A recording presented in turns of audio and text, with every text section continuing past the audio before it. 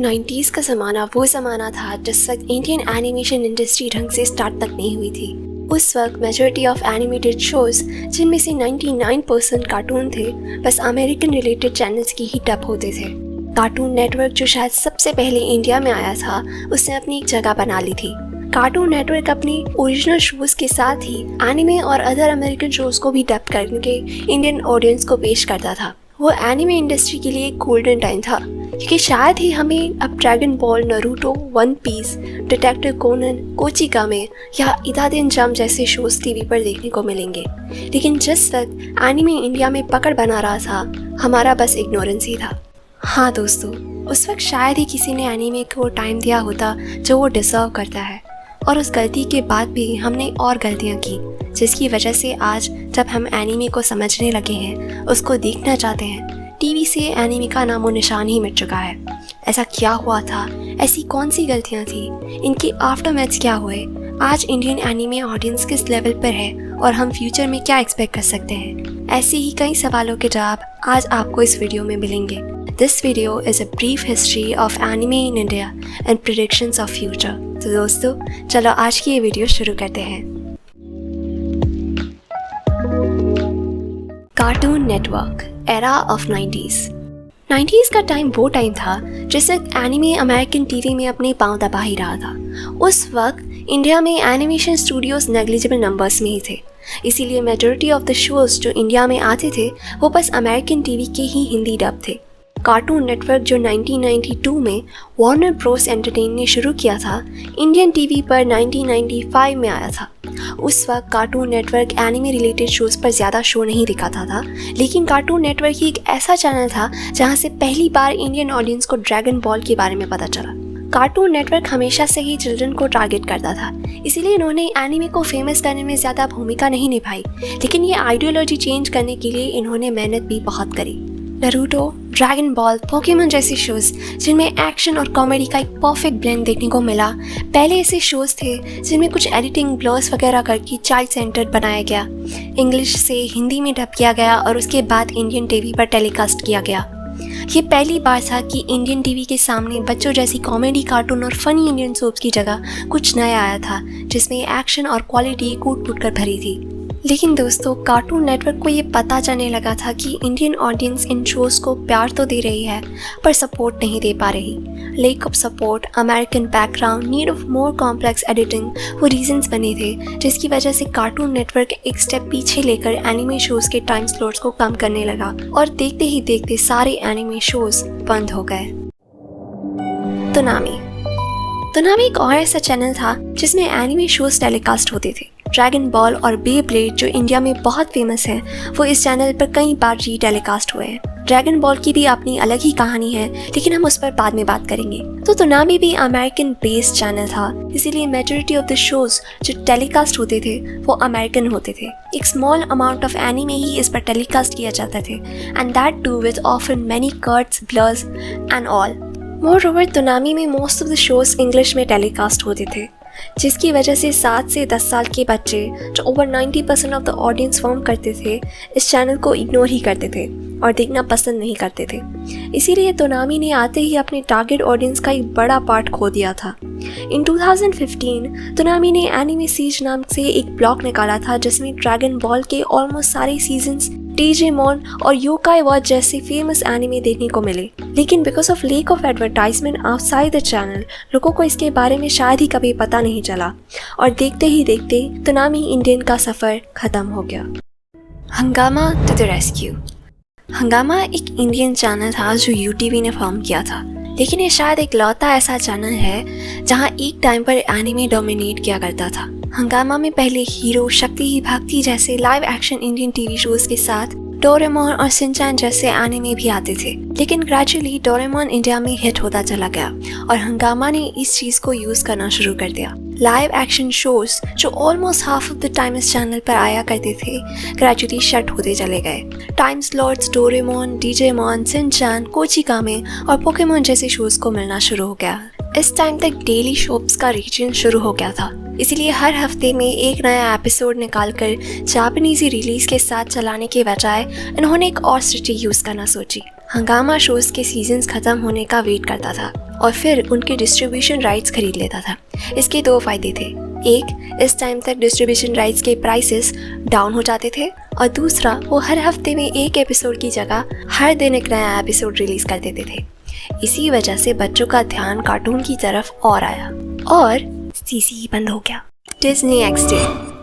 Over the years हमने ऐसे कई अमेरिकन और इंडियन टीवी चैनल्स देखे हैं जिसमें हमें एनिमे की छोटी छोटी ग्लिम्स देखी है, लेकिन अगर आज एनिमे इतना फेमस है तो वो बस डिज्नी एक्सडी की वजह से है। डिज्नी एक्सडी एक ऐसा चैनल है जिसकी एनिमे लिस्ट भले ही छोटी है, पर जितनी भी है उतनी इसको best Indian channel for anime का टैग देने के लिए बहुत है। डिज्नी ने पोकेमॉन को इंडिया में इतना फेमस कर दिया है कि आज ऑलमोस्ट सभी को पोकेमॉन का नाम पता है। बस इतना ही नहीं, लकी मैन जो एक टाइम पर इंडियन टीवी को रूल करता था, ये भी यहीं पर टेलीकास्ट हुआ है। कितरेत्सु जो डोरेमोन की एग्जैक्ट कॉपी लगता था, उसे भी डोरेमोन की साइड में लाके खड़ा कर दिया था। Disney XD used to reign the hearts of millions of children around the globe and all over India. क्यों? रीजन सिंपल सा है, हिंदी डब और correct use off timings. Disney को जैसे पता होता था कि बच्चे किस वक्त ट्यूशन में सड़ रहे होते हैं, फिर इस टाइम स्कूल से आकर घर बैठ के रसना पी रहे होते हैं। मोर ओवर इनका हिंदी डब भी बहुत ही रियलिस्टिक लगता था, इतना कि ये कभी लगा ही नहीं कि शोज डब्ड है। कोची कामे एक और ऐसा नाम है जो शायद आपकी चाइल्डहुड मेमोरीज याद दिला दे। Animax. Being the world's first channel जिसमें 24/7 एनिमे चलता हो, एनिमेक्स की एक स्पेशल जगह है in the hearts of anime fans all around the world. लेकिन एनिमेक्स की इंडियन एनिमे फैंस के दिलों में एक और वजह से जगह है। Animax was the first channel India जो 3 साल के बच्चों की जगह 7 से 20 की एज ग्रुप को टारगेट करता था। इस चैनल में Death Note, Code Geass, Cowboy Bebop जैसे मल्टीपल एनिमे सिमलकास्ट हुए अमेरिका में at the same time as Japan, लेकिन इंडियन काउंटर पार्ट्स हमेशा से पीछे रहे हैं। लेकिन इंडियन एनिमेक्स ने भी कम झंडे नहीं गाड़े।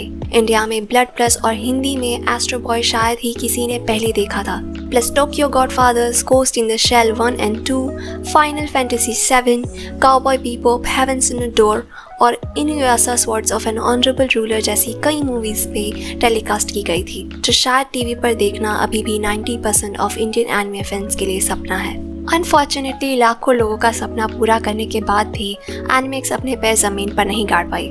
रीजन, पेटी इंडियन ऑडियंस। हाँ दोस्तों, इंडिया में अभी तक एनिमेक्स को बच्चों का चैनल ही समझा जाता था, जस्ट बिकॉज उसमें एनिमेटेड शोज आते थे। मोर ओवर एनिमेक्स ने अपनी हिंदी फीड भी बंद कर दी थी, जिसकी वजह से नॉर्मल इंडियन कम्युनिटी कभी एनिमेक्स से कनेक्ट ही नहीं हो पाई। लेकिन डबिंग में बहुत पैसा लगता है, और पहले पैसा आएगा तभी तो डबिंग होगी। करोड़ों लोगों की इतने बड़े देश की इतनी बड़ी कम्युनिटी जो दिन ब दिन बढ़ती ही जा रही है और रुकने का नाम भी नहीं ले रही, उतनी टीआरपी जनरेट नहीं कर पाई और उनका बिजनेस पूरी तरह से बैंकरप्ट हो गया। That's how the greatest anime channel lost for the first time in its history. Taniki no Ko and Petitions. सालों बाद साल आता है 2019, जो शायद इंडियन एनिमे कम्युनिटी के लिए एक गोल्डन ईयर था। 2019 में आते ही इंडियन फिल्म बोर्ड के चेयरमैन प्रशन जोशी जो change.org नाम की एक साइट पर एक पिटिशन ओपन करते हैं। It was a 1 in a million petition जो तेनकी नो को के डायरेक्टर मुकोतो शिनकाई सेनपाई को टारगेट किया। The petition was made to release Senpai's latest movie in Indian theaters. PVR Indian board और सेनपाई पर इस पिटिशन से बहुत प्रेशर बना था और इसी की वजह से शायद 55,000 साइंस आने के बाद ये फिल्म PVR थिएटर्स में 11 अक्टूबर को रिलीज़ हुई। इतना मैसिव सपोर्ट किसी मूवी को शायद पहली बार इंडिया में देखने को मिला था और इस मूवी ने इंडिया में आग लगा दी थी। सारे बड़े इंडियन एनिट्यूबर्स ने इस आग को इतना फैलाया कि इस फिल्म ने विदाउट एनी ऑफिशियल एडवर्टाइजमेंट के भी अप्रॉक्सीमेटली 2 करोड़ तक कमा लिए। The greatest feat achieved any outside movie with over 60 lakhs in a first week alone. पहली नॉन इंग्लिश और नॉन हिंदी फिल्म रिलीज होती है इंडिया में कोई एडवर्टाइजमेंट के बिना और देखते ही देखे इतना रिकॉर्ड्स तोड़ जाती है।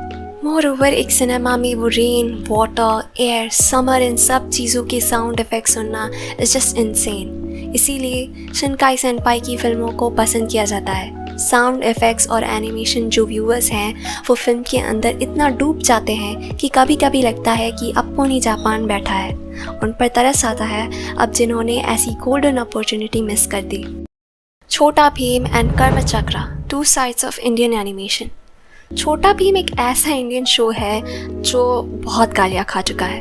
छोटा Bhim dominates the Indian animation industry और इसीलिए इसी शो के जैसे कई इंडियन कार्टून्स की वजह से लोगों को लगता है कि एनिमेशन बच्चों के कार्टून्स के लिए ही होता है। लेकिन दोस्तों, हमें एक बात तो माननी ही पड़ेगी कि इनका राइज भी एक ऐसे टाइम में हुआ था कि इनको शायद कोई रोक ही नहीं सकता था उस जगह पर स्टैंड करने से जहाँ वो अभी है। उस वक्त इंडिया में जो भी चलता था अमेरिका का ही चलता था। सारे animated shows American English dub से हिंदी में डब होते थे, चाहे वो एनिमे ही क्यों ना हो। उस वक्त जो हमारी इंडियन चाइल्ड ऑडियंस थी वो ऐसे अमेरिकन शोज से कनेक्ट नहीं हो पाती थी बिकॉज ऑफ सर्टेन रीजंस। वहाँ का खान पान, रहन सहन वगैरह सब हमसे अलग है। जितनी बड़ी इमारतें उन शोज में दिखाई जाती थी उतनी बड़ी बिल्डिंग 90% ऑडियंस ने देखी तक नहीं थी। कैरेक्टर्स के नाम अगर आयुष की जगह ऐश थे, जो नाम हमने पहले सुने तक नहीं थे। इसीलिए जब छोटा भीम जैसे नाम आए जो विलेज लाइक एरिया में प्लेस लेते थे, वो अच्छे से इंडियन ऑडियंस से कनेक्ट हो गए और छोटा भीम और पूरी ग्रीन गोल्ड की पूरी फ्रेंचाइजी ही फेमस हो गई। मैं ये नहीं कह रही कि ये रीज़न है एनीमे फेल हो गया इंडिया में, बस इतना कह रही हूँ कि इन्हीं रीज़न से ये शोज़ पास हो गए। इसीलिए उसके बाद माइटी राजू जैसे शोज़ भी बने जो इंडियन अर्बन्स में सिचुएटेड थे, जिससे कनेक्ट होने में और मदद मिली। But all is not over guys. Green Gold जो किसी टाइम पर इंडस्ट्री की पीक में थी अब नीचे आ रही है। अब इंडियन चिल्ड्रन ज़्यादा छोटा भीम नहीं देखते, actually because of lake of new episodes. More over ये नई जनरेशन है जो अपने एंटरटेनमेंट पर ध्यान देती है। हम अपने पेरेंट्स की जगह नहीं है जो टीवी चलाने पर कुछ भी देख लेते हैं। We need quality. इसीलिए शायद एक नया किंग अभी भी पैदा हुआ है, स्टूडियो दुर्गा। स्टूडियो दुर्गा एकदम राइट टाइम में स्टार्ट हुआ है। इंडियन ऑडियंस वो पुराने और क्रिंजी कंटेंट से बोर हो चुकी है और अगर इस वक्त ये स्टूडियो चल जाता है तो पूरी इंडस्ट्री को टेक ओवर कर सकता है। All they need is quality, जो हमें कर्म चक्रा में दिखती है। उसके ट्रेलर और पायलट एपिसोड ने यूट्यूब पर मानो आग लगा दी है। सारे एनिट्यूबर्स को एक नया टॉपिक मिला वीडियो बनाने का और सब ने अपनी अपनी ऑडियंस को भेज दिया व्यूज़ देने के लिए। कर्म चक्रा इज लिट और अगर ये एक सफिशिएंट ऑडियंस अट्रैक्ट कर लेती है तो दिन दूर नहीं जब इंडियन एनिमेशन इंडस्ट्री भी जापान और अमेरिका की साइड बाय साइड खड़ी होगी। Netflix and the rise of OTT platforms. Netflix is like the god for Indian audience. Netflix is the largest site for watching anime in India legally. तो Netflix के rate बहुत ज़्यादा है। I mean 200 में हमारा पूरा साल टीवी चलता है और ये 650 मांगते हैं for a month. So it's not for every middle class anime fan. अगर आप ये अफोर्ड कर सकते हैं then sure, आप ज़रूर देखो एनिमे यहाँ से। नेटफ्लिक्स ही एक ऐसी साइट है जहाँ से इंडियन एनिमे कम्युनिटी के ट्रू फिगर्स आसानी से निकल सकते हैं क्योंकि इनके पास almost all mainstream anime है। नेटफ्लिक्स पर वायलेंट एवरगार्डन और साइलेंट वॉइस जैसे स्लाइस ऑफ लाइफ से लेकर बोकु नो हीरो एकेडमिया जैसे शोनेन एनिमे भी हैं जो हर रोज लाखों लोगों को एनिमे फैंस में कन्वर्ट कर रहे हैं। नेटफ्लिक्स के आने से जैसे इस पूरे प्रोसेस को एक स्पीड अप मिला है। आज भी भले ही आधा इंडिया एनिमे ना दिखता हो, पर आज करीब 70% लोगों ने एनिमे का नाम सुना है और उससे रिलेटेड कुछ ना कुछ देखा ही है। इंडियन एनिमे कम्युनिटी अभी अपने पीक पे है थैंक्स टू नेटफ्लिक्स, जिसने अपनी 1 करोड़ इंडियंस की ऑडियंस को कुछ 50 to 70 एनिमे लेकर उनकी कटोरी में परोस दिया है। एनिमे कंजप्शन इन इंडिया में बहुत बढ़ चुका है और अब बहुत से लीगल वेज हैं इंडिया में जिससे हम एनिमे को लीगली देख भी सकते हैं और उनको सपोर्ट भी कर सकते हैं। Conclusion and the future ahead. Netflix ने हमारे लिए बंद दरवाजे खोल दिए और एनिमेक्स ने तो हमारे सपने ही पूरे कर दिए, लेकिन इतने स्ट्रगल्स के बाद भी हमें आज तक एनिमे के लिए वो लव सपोर्ट नहीं मिला जो क्रैप इंडियन डेली सोप्स को मिलता है, जहाँ बेकार के नहीं को 10 बार रिपीट करने को वो लाखों कमा लेते हैं। वही दूसरी ओर हमारी कम्युनिटी को कोई जानता भी नहीं है। इसके बहुत सारे रीजंस हैं। इंडियन ऑडियंस घर बैठी रहती है तो उनको एवरीडे बेसिस पर एंटरटेनमेंट चाहिए, जो एनिमे कम्युनिटी के लिए तभी पॉसिबल है जब कुछ 20-30 एनिमे एक साथ वीकली बेसिस पर टेलीकास्ट हों, with over 5-6 anime releasing new episodes on certain days. I mean Monday को एक सेट का न्यू एपिसोड, ट्यूसडे को दूसरा सेट, कुछ इस तरह। As we discussed earlier, Indians का mindset about animation. एनिमे बच्चों के लिए नहीं है, लेकिन पहला एनिमेटेड सीन देखकर ही वो चैनल चेंज कर देंगे ये सोचकर कि ये कोई बच्चों वाली चीज़ आ रही है। We can no longer rely on someone to waste his or her money on something जो शायद ही कोई देखे। इसीलिए we need Indian animation जिसकी नीड पूरी कर रहा है हमारा स्टूडियो दुर्गा। उसका बजट भी लो है, कंटेंट भी अच्छा है, एनिमे का टैग भी चमक रहा है, स्टोरी में भी कैलिबर दिख रहा है। एनिट्यूबर्स ने अच्छी खासी एडवर्टाइजमेंट भी दी है और कर्म चक्रा जल्दी ही रिलीज होने वाली है। लेकिन अब सवाल आता है कि हम फ्यूचर में क्या एक्सपेक्ट कर सकते हैं इंडिया में एनिमे को लेकर। सो गाइस, कई सारी थियरीज हैं जो हम एक्सपेक्ट कर सकते हैं, लाइक एनिमे इंडिया में शायद कभी ना आ पाए ड्यू टू सेंसर बोर्ड और उनके मैच्योर सीन्स। लेकिन कुछ थियरीज ये भी कहती हैं कि सेंसर बोर्ड को थोड़ा बहुत lenient होना पड़ेगा, लेकिन उसके बाद एनिमे आसानी से इंडिया में आ जाएगा। Recent cases on OTT platforms original series की वजह से हम ये भी एक्सपेक्ट कर सकते हैं कि अगर किसी टॉक्सिक देशभक्त ने कोई एनिमे देख लिया तो उन पर केस भी हो सकता है, which can result in ban of anime in India. But we should not unsee the light in the darkness. Studio Durga ने बहुत सारे स्टूडियोज को इंस्पिरेशन दी है टू क्रिएट एनिमे और at least some quality animated content in India. ये सब लोग वहाँ अपना अपना काम कर रहे हैं और कैसी भी एनिमेशन से बच्चों के कार्टून वाला टैग ख़त्म करने में लगे हैं।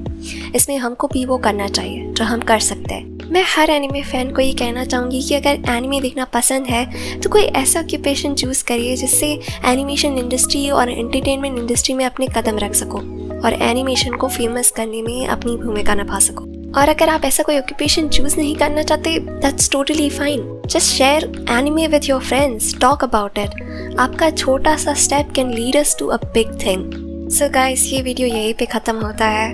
मैं लेती हूँ आप सबसे विदाई। Meet you all in the next video, जहाँ हम एक और साइट डिस्कवर करेंगे एनिमे की।